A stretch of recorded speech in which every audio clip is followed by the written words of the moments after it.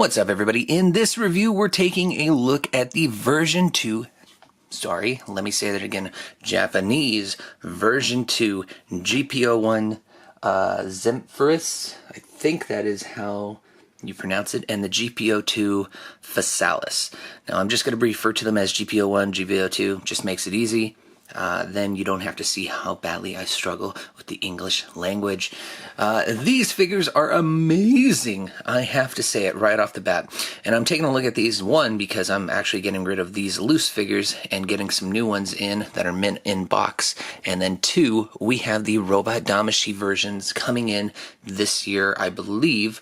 They were showcased, so I'm hoping, fingers crossed, that they're this year. But these figures are amazing. In fact, I would say they are probably the best. Well, yeah, probably the best, not just version 2 MSIAs, but overall MSIA figures from the line entirely. These figures are absolutely my #1 favorite. And yeah, we're going to show them off, articulation, accessories, and whatnot. And then I'll give you my final thoughts. So here we have the layout of all the accessories for the GP01. It just makes it a little bit easier for me just to quickly show you guys the accessories and then just go on about the day. So anyways, we start off with this huge cannon. It does not fire anything out of it, but it does come with a removable clip that for some reason does not like to stay attached to it. It is very easy for it to come off, but that's okay. You know, I hardly used it to begin with. We then get the nice GP01 shield, which I have to say looks very much like an improvement over the version 1. It comes with a forearm connection piece, a handle for the hand just to hold on to it, and then a simple peg insertion to connect the shield, whether it's collapsed, which is up here. It's kind of hard to do on camera, and yeah, opened up like so. Sad thing is this thing comes apart really easily, so that kind of sucks. Basic weapons still are the beam sabers. You get 2 extra beam saber hilts, so you get ones that are already on the recharging racks that are on the GP01's backpack, and then you get ones that come with the beam saber blades, and they do pop off, whoop, like so. Kind of thin but very long insertion points for those beam effect parts. You also get a bullpup machine gun, pretty much the same version we've gotten in the past. Nothing new there. You get a couple of extra ammo clips for the beam rifle. You get some hands, extra hands. Now, besides the closed fists that are already on the figure, you get some open beam saber hands, and then you get some trigger finger holding hands, or trigger finger hands. So last but not least, you also get a newer version for the GP01's beam rifle, which, let me compare it to the original version. Yeah, you can see the difference there. Huge, tiny. Yeah, well, I'll leave that to you guys to decide whether or not that's a good thing. But in any case, let's move on to the GP02. Nothing new here. We've pretty much seen this with the version 1, Battle Scarred, and American version 2. The GP02 comes with a huge ass shield that doesn't really have any articulation any longer, which is a good thing. I don't really like my shields to have too much articulation. Excuse me, the back piece does come off, allowing for the barrel version of the bazooka to be stored inside the shield, and it has a large peg insertion and a small peg insertion to fit the barrel in pretty snugly. It's pretty secure. The handle for the shield does rotate. That's it. That's all you get for the shield. You get the giant nuclear firing bazooka, which I have to say this version of the bazooka looks a lot better than the original version that we got. This one's a little bit slimmer, but it still looks more heavy duty than it should. I don't know if that's even possible, but yeah, it just looks overall nice. It's a better sculpt, I believe. It is definitely not the same one that we have. Nothing fires out of it. It's closed. It has a black paint at the end of the barrel. The handle does move, as well as the back portion to attach to the GP02's shoulder armor. So there is articulation for this portion of the bazooka to move around and be articulated so it's not in the way. Let's just put that down right there. You get 2 beam effect parts, but no extra beam saber hilts. So I'll show you those beam saber hilts in just a little bit. You get, besides the closed fists that are with the figure already, you get 2 beam saber holding hands, shown here. So one would be for the beam saber, and actually one would be for the shield. Unless you lost the shield, then you can use both beam sabers. And then you get 1 trigger finger holding hand, because really you don't need 2 when this bastard is mounted to your shoulder. I was thinking, let's just continue on with the GP02. It's probably one of the more difficult figures of the two to show off its articulation, mainly because of these big old things on the side. But yeah, starting from the head, you can rotate full 360. I wouldn't recommend it, really, just because you don't want any of this blue paint that is used on the chest to possibly rub off on the chin, because it is a big chin and it might just do that. I've never seen it happen, but you just never want to take any sort of unnecessary risks with these figures, because they are old. Secondary thing you want to keep in mind is that this V-fin is very thin. You will bend it and it might break very easily. I've had to use the hot water trick on it a few times, so keep that in mind. Moving on to the torso, let's just say. The torso does have some articulation. It does not bend in the middle, but it does seem like it's connected via a ball joint at the hip. So yeah, a good range of motion. It can lean forward, it can lean back a little bit. Going on to the arms, you can't really do any sort of butterfly effect with the shoulders at all. In fact, can you? No, they're solid, they're on there. But you can rotate the whole unit's arm full 360, and you can rotate separately the thrusters. The thrusters are actually connected to the shoulders via a ball joint, so they can articulate, a little bit and move out. And there you go, it's popped out, and there's the ball joint. And yeah. So anyways, let's actually leave that off. Moving on to the to the rest of the arm, you can rotate at the bicep. You do get a double bend in the elbow, like so, very nice. And then you have hands connected by a ball joint, so you get full rotation there. Moving to the skirt armor in the front and the sides, pretty flexible, not really in the way. In the back, it's pretty short. Nothing really, any reason to really bend your legs back that way, but you do get a nice kick forward like that, and you get a double bend in the knee like so. So some good articulation. Now, I was referring to the beam saber hilts in the accessory portion, and they do actually come out of the recharging racks placed on the hip. That's pretty damn cool. Yeah, I like that aspect of this figure. It's the small things that count. Moving on to the feet, or to the legs still, you can rotate at the hip a little bit. I can't tell if let's pop it out. Let's see. Nope. You can only rotate at the ball joint a little bit. So, yeah, no real rotation there. Like I said, double bend in the knees. Ankle armor is covering about, a lot of the ankle. So you see this portion is articulated separately from the feet. And yeah, it looks okay. It's pretty cool. It's not really difficult.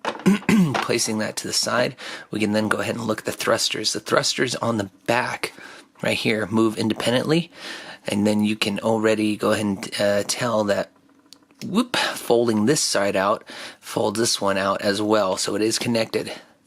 So you don't have to fuss with each thruster. You can just make them look pretty neat and clean when you want to articulate and pose this guy. As for the GP01, not a whole lot different from any other version 2 MSIA. It's just that this guy's sculpt is so damn clean. It just makes it look even better. So you can rotate the head full 360. Again, you don't want to do it just for chances of paint rub off the chin and whatnot. The recharging racks for the beam saber hilts actually move on their own. I think they're connected by a ball joint, maybe. Kind of seems like they are. Going on to the backpack, you can move the thrusters a little bit, and you can actually move the backpack entirely. So it's probably connected by a ball joint, and then you just can pop it off. I'm not going to do that though. Just don't want to. Moving on to the torso, you do get some articulation in the hip area, so you can lean forward a little bit. It doesn't really show it. and then you can lean back. It's only slight, so it's not really even worth mentioning. Man, that sucks. Anyways, going to the arms, you can fully rotate the arms at the shoulder. You can lift the arms up about that much. And mine are stiff, but you can do a full rotation at the bicep. So, yeah, it is there. Moving on to the elbows, you get double bend there. Articulation in the hand. Full 360 rotation because it's on a ball joint. Skirt armor, pretty much non-existent, so it leaves you to kick up in the air pretty high, which then lets you double bend that knee. Speaking of the legs still, you can go ahead and articulate. You got some ankle pivot. This ankle armor is pretty well attached to the foot, and there's no toe articulation at all. So all in all, it's still a good figure, even with its pretty basic articulation. You do get a little bit of a butterfly joint going on with the shoulders moving forward. It's only slight though, and I think it's just simply because it's connected by a ball joint to the torso. Nope, it's actually a butterfly joint. So that's cool. That is cool. It doesn't pop out too much, but it is nice to have. So with this review, I really just wanted to overall show the articulation and the sculpt of these two figures, not really showing them off with the accessories, because I've done this review before, but now that I have a better camera, you can really see all the detail that went into making these figures. I'm pretty sure, in looking at the Robot Damacy figures that were on display, that these figures are pretty damn close to what they had at the show. So let's look at the GP01. And looking at the GP01, we see a difference with the shoulder decal. The version 1 MSIA had it painted. This one has it etched into the shoulder armor with light panel lining. And that's what I really like about these figures too. There's very light panel lining. It's not all over the place. It's not big, thick, dark lines, because that made no fucking sense to me. Why would there be thick gaps between paneled armor? That's insane. Anyway, yeah, you can just see the sculpt here. Very, very nice. Looking at the back, the backpack was totally redone. Looks amazing. It's more squarish. It's more compact. It wasn't long like the GP01 version 1 had. Looking at the back of the legs, we have more paint, more panel lining. Like I said, very light in the panel lining department. We see it on the legs here. And I think we see it on the toes a little bit. Yeah, somewhere around the toes. So yeah, this is overall like a really leaps and bounds better than the version 1 that we had. I don't know why we didn't have it in the States. And then we look at the GP02, still paint for the 02 insignia that's on the side here, but all in all, still that light panel lining touch makes this figure look so much more armored and bulky and tougher than the GP01. I love the shade of off kind of white that this version comes in, rather than this white armor look. I remember the version 1 was more of a yellow. This one just hits it perfectly. It's very, very much the perfect color to have the figure in. Let's see. There's some panel lining around the cockpit area, which kind of gives it a deep, some depth. It kind of makes it look like it actually opens up, which I kind of thought it did when I first got it, but no, it doesn't. There's panel lining on the forearms, showing some pistons. I'm assuming those are pistons. Actually, you know what? I think they are, because you gotta carry that huge ass shield. You gotta lift it up. You would have some huge ass pistons in your forearm, as well as the bazooka side. Let's see. Again, more light panel lining around the knees, panel lining around skirt armor. Let's look at the back. We got some panel lining on the thrusters as well. The backpack, pretty much all the same, except we now have a 002 etched in it. Yeah, that's pretty much it. This is pretty much a combination of actually nothing. I mean, I would say it was a combination of the version 2 MSIA from the US, but it wasn't, because there's no other figure to combine it with. This is just a completely different, newer looking figure than what we originally had. Yeah, I love these two figures. So that's it. That's all I had to show you guys with these figures. And my final thoughts are just going to be this. These figures were probably the highest point for the MSIA line. You're kind of slouching over, GP02. Come on. There. These were, to me, the highest point of the MSIA line. And for a lot of people, probably the same thing, whoever came in contact with them. The sad thing is we never got them in the States. And, you know, by the time they came out, the line was already dead. That's the sad part. The good part is that, you know, hey, at least we got them made, because these two figures are absolutely amazing. It's actually amazing, but amazing is just, you know, I can't speak any more highly about these figures. Now the sad things, or the negatives of these figures are pretty small, but they go with any other well-articulated figure, meaning that for the GP02 articulation is should be kind of clunky, and I say that just because it's a heavy figure. The shield is heavy, the bazooka is heavy, so when you're trying to pose this guy and he has a lot of points of articulation, parts flop around. It doesn't help. This figure needs to be really stiff in order to get those action shots. So you don't need to be super articulated in order to, you know, hold the bazooka up in that one position you always have it in, as well as the shield. It'd be nice if, for once, a figure of the GP02 or model kit or whatever could hold up the shield without any real help or support from any sort of stand. I know that's a tall order. Hopefully we're going to get something like that for the Robot Damashi. The only saving grace for, or sorry, I shouldn't say the only saving grace, but the saving graces for this figure are that, you know, the articulation is there, so if you want it, great. The paint, the sculpt, the cool factor of being able to store the beam sabers into the recharging hip mounts where they should have been from the get-go, to me that's just amazing. I mean, looking at the head sculpt on the GP02, absolutely flawless. So that's the cool part, and that's the cons and the negatives for the GP02. Excuse me, I'm a little congested. The GP01, however, there's not a lot of things I can say negative about it. It's a great figure. It's a basic articulation and a basic layout of accessories. So there's no big whoop in terms of what you're getting. But the fact that it's a better sculpt, it's what we probably should have gotten from the get-go, and now it's finally there. It's nice to have. My one gripe, or maybe I have two. So my two gripes are the, well, I'm going to combine three of them.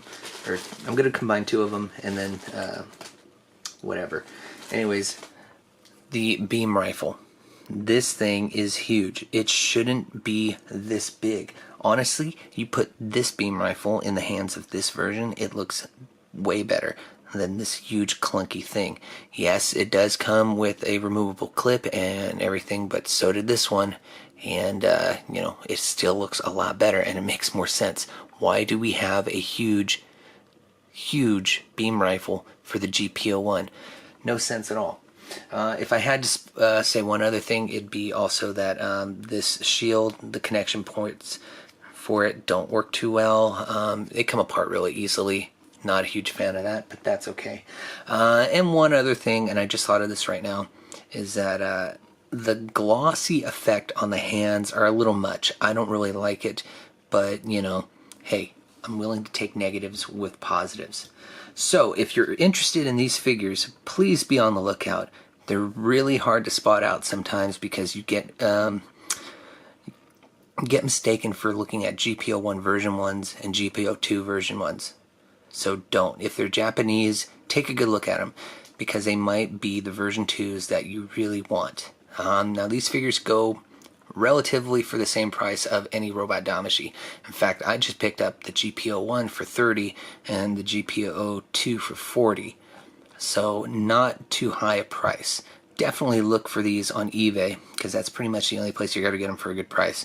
And definitely try and haggle. Don't be a jerk and try and haggle at a really low price. Try and take $5 or $10 off and be reasonable. So that's it. Sorry this was kind of a long review for just looking at the articulation and the paint job and the sculpt of these figures, but I think they're amazing and I hope you do too. Hit the like, dislike, comment, do everything like that. Share the video, and I'll see you guys next time. Bye.